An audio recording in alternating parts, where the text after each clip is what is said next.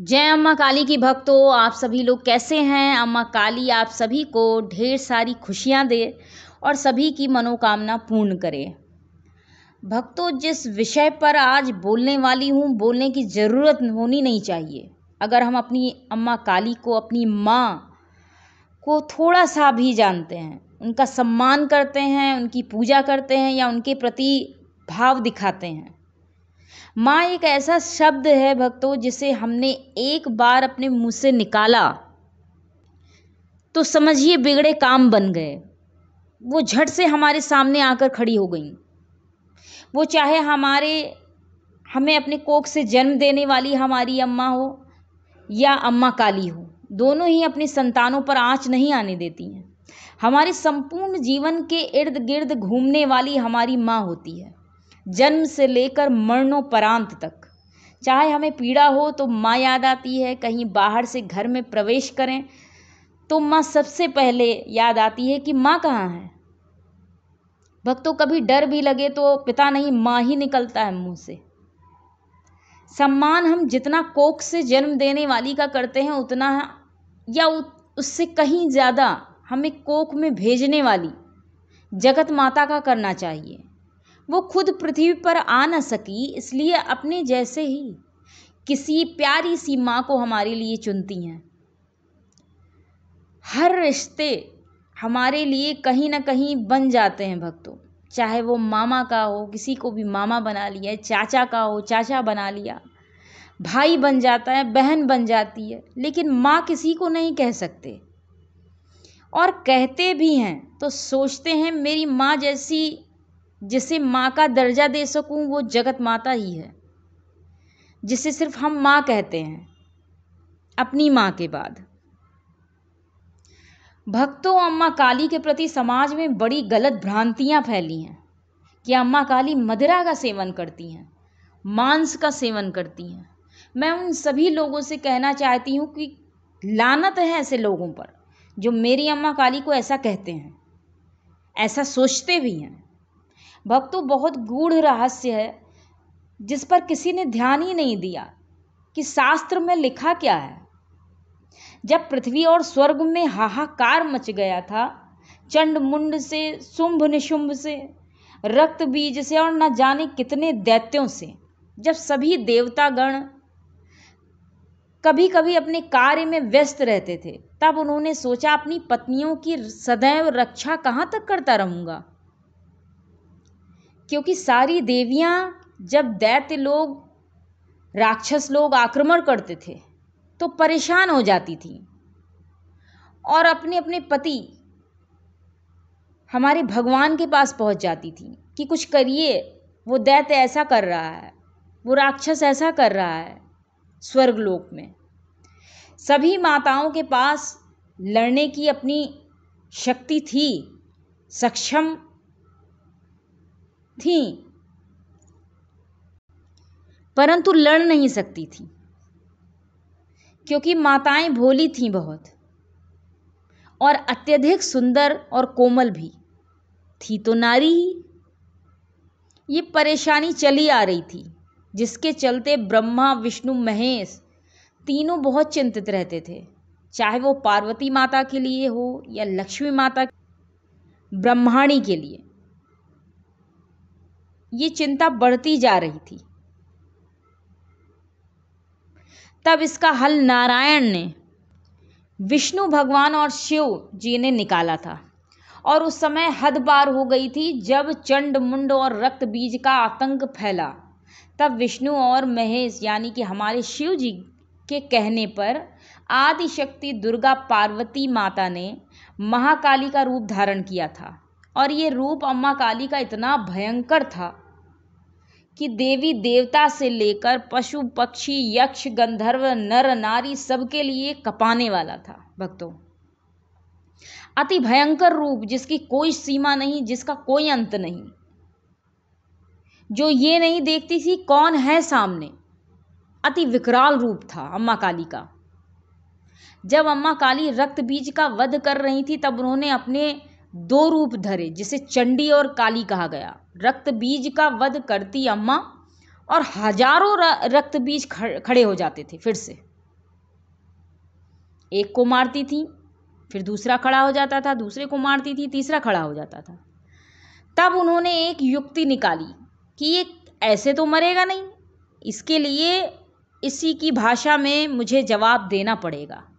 और तब अम्मा काली ने अपनी जिह्वा को इतनी भयंकर रूप दिया, भक्तों की पूरी पृथ्वी पर उनकी जिह्वा नजर आ रही थी, उनकी जीभ नजर आ रही थी। उन्होंने कहा, जहां तेरा रक्त जहां भी गिरेगा, जहां जहां भी, वही मेरी जिह्वा रहेगी, वही मेरी जिह्वा दिखाई पड़ेगी। और जितनों की मुंडी कटी उनके रक्त खप्पर में गिरे, जिसे अम्मा ने रक्तपान किया था। यहाँ विशेष बात बताने जा रही हूँ, ध्यान दीजिएगा कि रक्तबीज दानव थे, राक्षस, भोग विलास, व्यभिचार, गलत कार्य करने वाले, मदिरापान करने वाले, मांस खाना, ये उनका मुख्य कार्य था। अम्मा काली ने जब इन राक्षसों का रक्त बीज का जब रक्त पान किया था, रक्त पिया था, तब वह सिर्फ महाकाली नहीं थी, महाकाली नहीं रह गई, वो अत्यंत विकराल और किसी की ना सुनने वाली काली बन गई थी, जिसके रोम रोम में पार्वती के अंश के साथ साथ रक्त बीज का भी अंश आ गया था।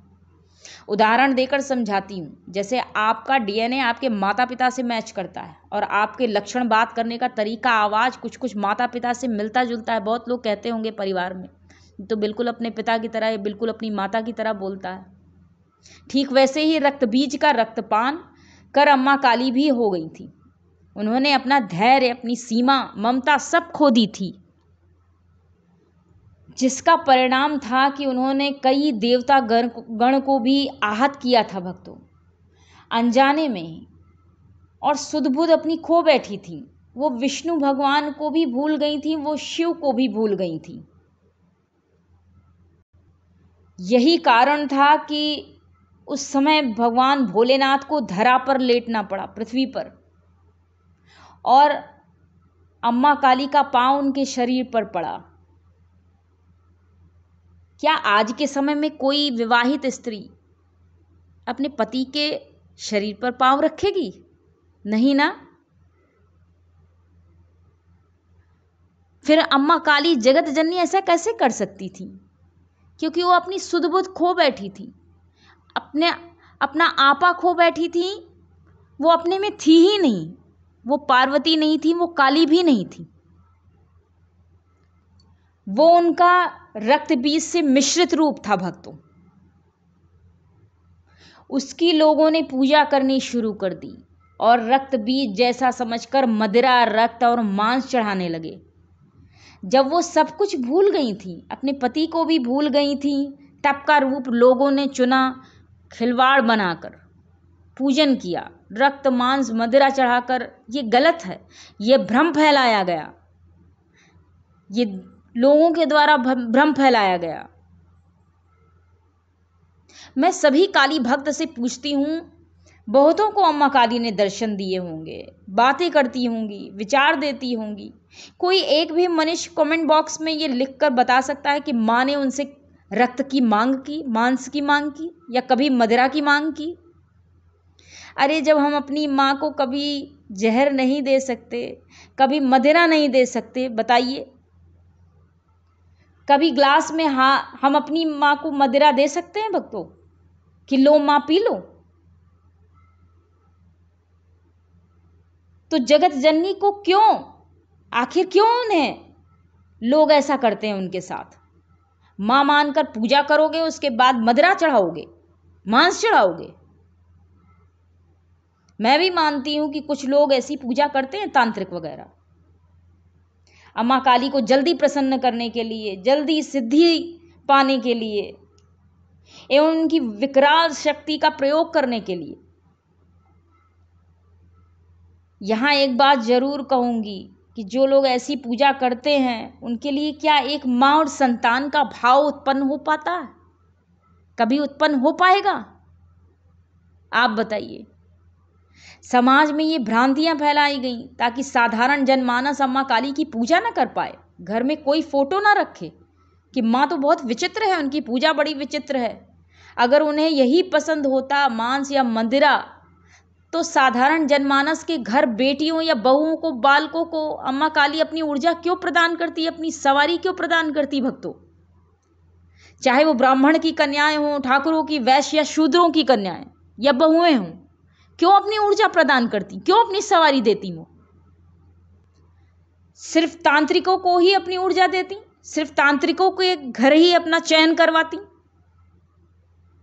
मां जन साधारण के घर अम्मा अपनी ऊर्जा इसलिए प्रदान करती है, साधारण मनुष्यों के घर, ताकि समझा सके कि मुझे पूजने का अधिकार तुम्हारा भी है। मैं सिर्फ तांत्रिकों की मां नहीं हूं, तुम्हारी भी हूं। तुम्हारा भी उतना ही अधिकार है मुझ पर, सभी का उतना ही अधिकार है। मां है वो, जगत जननी है, जगत माता है। एक दिन की कथा सुनाती हूं भक्तों। मैं पूजा कर रही थी, एक सज्जन मेरे घर आए, कभी बाहर से मुझसे मिलने आए। मेरे परिवारजन ने मुझे बताया कि ये व्यक्ति मिलने आया है। मैंने उन्हें बैठने को बोल दिया। इतनी देर में उन्होंने मेरे घर वालों से प्रश्न किया कि माता जी को तो दारू वगैरह चढ़ाकर पूजा की जाती है। ये बातें मैं पूजा करते वक्त सुन रही थी, या अम्मा ने ही मेरे कानों में डलवाई, सुनाई बातें ये। जब मेरे सामने वो आए तो फिर उन्होंने मुझसे प्रश्न किया, फिर से वही प्रश्न, और अत्यंत क्रोध के कारण धैर्य रखते हुए मैंने अपनी दोनों आंखें बंद कर ली और अश्रु की धारा बहने लगी। ये देखकर वो उठ खड़े हुए और काफी देर खड़े रहे। सबके कहने पर कि बैठ जाइए, बैठे भी नहीं। उन्हें समझ आया कि शायद कुछ गलती हो गई बोलने में। जब मैंने आंखें खोली तो वो क्षमा मांगने लगे कि मुझे नहीं पता था, लोग कहते हैं सो मैंने भी बोल दिया आपसे। मैंने अम्मा काली से कहा, मुझे क्रोध आता है अम्मा, कोई ऐसा बोलता है, मैं क्या करूं अब? अम्मा ने कहा, अपना कार्य कर, यह ज्ञानी है। जब ज्ञान ही सही नहीं है तो मनुष्य है, अपने विचार तो व्यक्त करेगा ही। यही तो कार्य है तेरा, अज्ञानी से ज्ञानी बनाना, सही गलत समझाना। खैर, कुछ बातों को मैंने समझाया उन्हें, इसीलिए ये वीडियो डालने की आवश्यकता आज पड़ी। लोग डालते नहीं हैं। भक्तों बहुत है, माता के भक्त बहुत है, अम्मा काली के भक्त, पर ये मैं सभी से कहना चाहूँगी कि इस पर एक वीडियो ज़रूर बनाइए कि क्यों अम्मा काली की पूजा करने से लोग डरते हैं, क्यों जनसाधारण लोग घर में सभी देवी देवता की फ़ोटो रखते हैं, मूर्ति रखते हैं, पर अम्मा काली की पूजा सिर्फ वही करते हैं जिनको ऊर्जा प्राप्त होती है। क्यों सभी जनमानस पूजा नहीं करते? क्यों अपने घर में फ़ोटो, एक छोटी भी फ़ोटो रखने के लिए आतुर नहीं होते कि लाओ माँ की फ़ोटो एक रखूं? एक बहुत महत्वपूर्ण बात बताती हूँ आपको। रामकृष्ण परमहंस बाबा अम्मा काली के अनन्य भक्त थे। सर्वप्रथम जब अम्मा काली ने उन्हें दर्शन दिया था तो अपने काली रूप में नहीं, आदि शक्ति रूप में दर्शन दिया था। वो पूजते थे काली माँ को, लेकिन दर्शन जब माँ ने दिया था उस मूर्ति से उन्हें, तो आदि शक्ति रूप में दिया था, क्योंकि उन्हीं का रूप है वो। अम्मा का रूप ऐसा है, वो जानती हैं मेरा बच्चा डर सकता है, इसलिए वो अपने इस रूप में दर्शन नहीं देती हैं भक्तों कभी भी, और देती भी हैं तो ओझल रूप में, आकृति रूप में, वो भी जब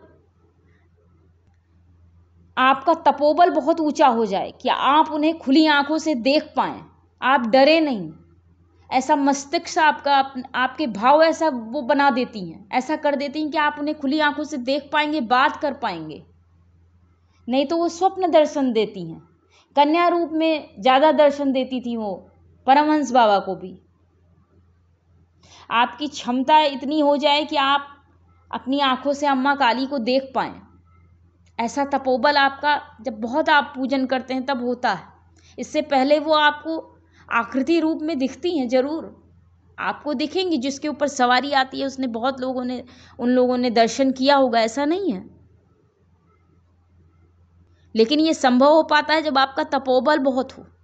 माँ कभी अपना रूप ऐसा नहीं, उनका रूप ऐसा है लेकिन वो फिर भी नहीं दिखाती कि भक्त मेरा बच्चा, मेरी संतान मुझसे डर जाएगा तो फिर क्या होगा, तो चला जाएगा मुझे छोड़कर। इसलिए निसंकोच उनकी पूजा करिए, उनकी फोटो रखिए। शत्रु का हरण, शत्रु आंख उठाकर भी नहीं देखेंगे कभी आपको, ये मेरी गारंटी है। निश्चिंत होकर अम्मा मानकर या मां मानकर पूजन करिए, चमत्कार खुद देखिए अपने आप। अम्मा काली कभी अपने भक्तों को, अपनी संतान को विकराल रूप नहीं दिखाती हैं। उनका यह रूप केवल दुष्टों और शत्रुओं के लिए ही बना था उस समय भी। भक्तों, जब आपने कथा पढ़ी है, कभी देवी पुराण पढ़ा है, उसमें देखिए जनसाधारण के लिए वैसे रूप में नहीं आती, कन्या रूप में मां हमेशा दर्शन देती हैं। तो आज का वीडियो कैसा लगा, अपनी बातों को यहीं विराम देती हूँ। थोड़ा मन भावुक हो गया है। चैनल को सब्सक्राइब करना मत भूलिएगा। धन्यवाद भक्तों।